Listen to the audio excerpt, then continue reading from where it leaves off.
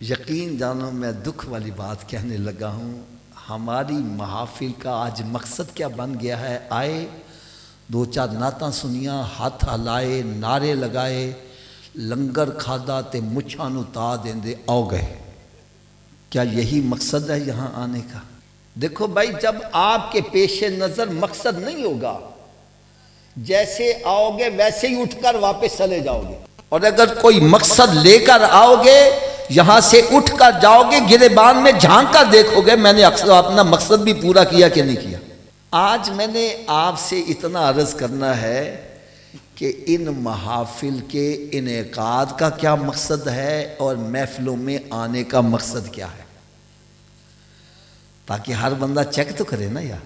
میں مقصد بیان کرنے سے پہلے ایک مثال دے دوں، مثال سمجھ میں آ گئی تو مسئلہ آسان ہو جائے گا۔ ایک پولیس والا سادہ کپڑوں میں سڑک پر جا کے کھڑا ہو جاتا ہے اور کسی گاڑی والے سے کہتا ہے گڈی پاسے کر لا، پاسے کر لے، مان لو گے بات اس کی؟ اونچی بولو یار۔ اب وہی بندہ گھر جاتا ہے وردی پہن کے، بیج لگا کر، پھر سڑک پر آ کے کھڑا ہوتا ہے، کہتا نہیں، خالی اشارہ کرتا ہے۔ بندہ کہنا شاہ جی انہیں میں پاسے کر لینا ہوں۔ یار ایسا ہی ہے نا۔ میرا آپ سے سوال ہے کہ بندہ تو وہی ہے، پہلے کہے کا اثر نہیں ہو رہا تھا، اب اشارے سے کام ہو رہا ہے، وجہ کیا ہے؟ تو ظاہر بات ہے آپ یہی جواب دو گے حافظ صاحب جب وہ سادہ کپڑوں میں آیا تو ہم نے اس کو اپنے جیسا ہی سمجھ لیا، اپنے جیسا ہی سمجھ لیا، اس لیے کہا ماننا مشکل ہو گیا۔ اور جب وہ وردی پہن کے آیا ہم نے کہا یہ ہمارے جیسا نہیں ہے، یہ تو حکومت کا بندہ ہے۔ اس کے اختیار کا پتہ چلا، اس کے مقام کا پتہ چلا، اور اس کے منصب کا پتہ چلا، اس کے تعلقات کا پتہ چلا، تو پھر اس کا کہا ماننا آسان ہو گیا۔ کیا ہو گیا؟ اونچی بولو۔ تو بھائی یہ محفل کے انعقاد کا مقصد یہ ہے کہ سب کو بتلایا جائے جس کو ہم نے نبی مانا ہے وہ ہمارے جیسا نہیں ہے، جس کا ہم نے کلمہ پڑھا ہے وہ ہمارے جیسا، اونچی بولو، ہمارے جیسا، وہ تو اتنی شان والا ہے، اتنی شان والا ہے، اشارہ کر دیں تو ڈوبا سورج واپس آ رہا ہے۔ وہ تو اتنی شان والا، اشارہ کر دیں چاند دو ٹکڑے ہو رہا ہے۔ وہ تو اتنی شان والا ہے کہ ایک یہودی سرکار کی بارگاہ میں حاضر ہو گیا ہے اور عرض کرتا ہے محمد صلی اللہ علیہ وسلم اگر آپ واقعی اللہ کے سچے رسول ہو تو وہ جو سامنے درخت ہیں ان کو آپ بلائیں، وہ آ جائیں، میں بھی سمجھوں گا آپ اللہ کے سچے رسول ہو۔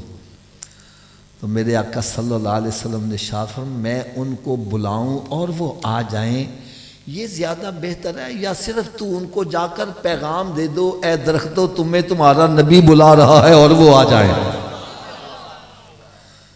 کہنے لگا جی میں جا کر کہوں اور وہ آ جائیں پھر تو بڑی بات ہے۔ فرمایا جاؤ جا کر پیغام دے دو۔ وہ یہودی جاتا ہے، جا کے درختوں سے کہتا ہے درختوں تمہیں تمہارا نبی بلا رہا ہے۔ یار درختوں کو وجہ لا گیا، ہمارے نبی نے ہمیں یاد کر لیا ہے۔ زمین کو چیرتے ہوئے سرکار کے قدموں میں حاضر ہوتے ہیں، سرکار نے اشارہ فرمایا واپس جا کے لگ گیا، ارے یہودی کلمہ پڑھ کے مسلمان ہو گیا۔ میرے آقا صلی اللہ علیہ وسلم تو اتنی شان والے، اشارہ کر دیں تو جانور بھی بھاگے آ رہے ہیں۔ یار میرا نبی تو اتنی شان والا ہے، اشارہ کر دیں تو پتھر بھی کلمہ پڑھتے نظر آ رہے ہیں۔ اچھا جو کچھ میں نے کہا صحیح کہا یا غلط کہا؟ تھوڑا سا اونچی آواز سے بولا تو تھوڑا سا میرا ساتھ دو گے؟ ہمارا نبی اتنی شان والا ہے کہ اس کا کہا سورج بھی مانتا ہے اور چاند بھی، تھوڑا سوچئے گا، اس کا کہا درخت بھی، اس کا کہا جانور بھی، اس کا کہا پتھر بھی،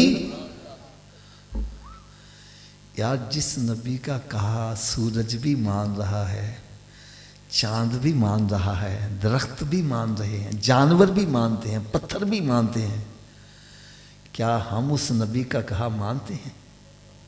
دیکھو میں پھر ریپیٹ کر دوں، میری بات غلط ہو خدا کی قسم میری جھولی میں ڈال دو، حافظ صاحب تم غلط کہہ رہے ہو۔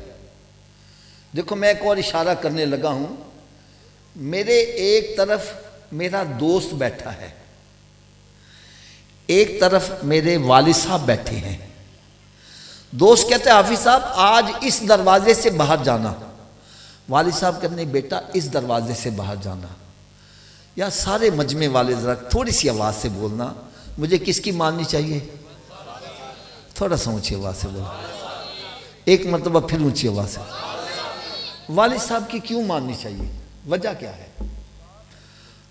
آپ یہ کہیں گے حافظ صاحب دوست سے باپ کا مقام افضل اور اعلیٰ ہے، یہ جواب دو گے نا؟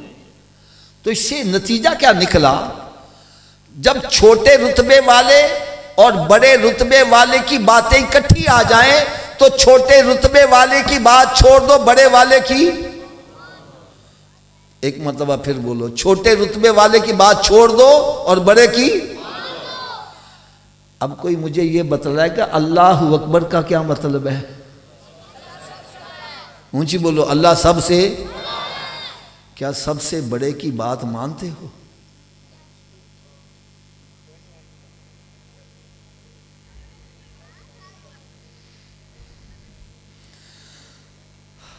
اب میں اشارہ کرنے لگا ہوں، غور سے سننا، کوئی آپ کے اوپر جبر نہیں ہے، کوئی کلاشن کوف کا ڈر نہیں ہے، بات حق اور سچ کرنا۔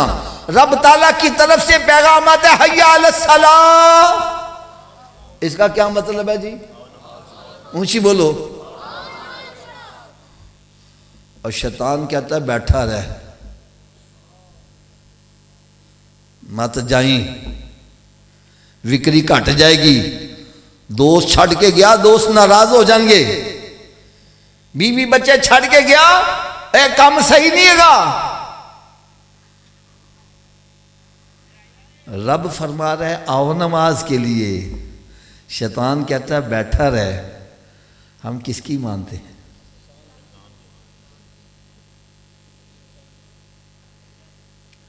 رب تعالیٰ کی طرف سے پیغام آتا ہے الصلاۃ خیر من النوم، نماز نیند سے، اسی بولو بابا جی، نماز نیند سے۔ شیطان کہتا نہیں ستا رہ اور بستر کے وڑ جا۔ ہم کس کی مان رہے؟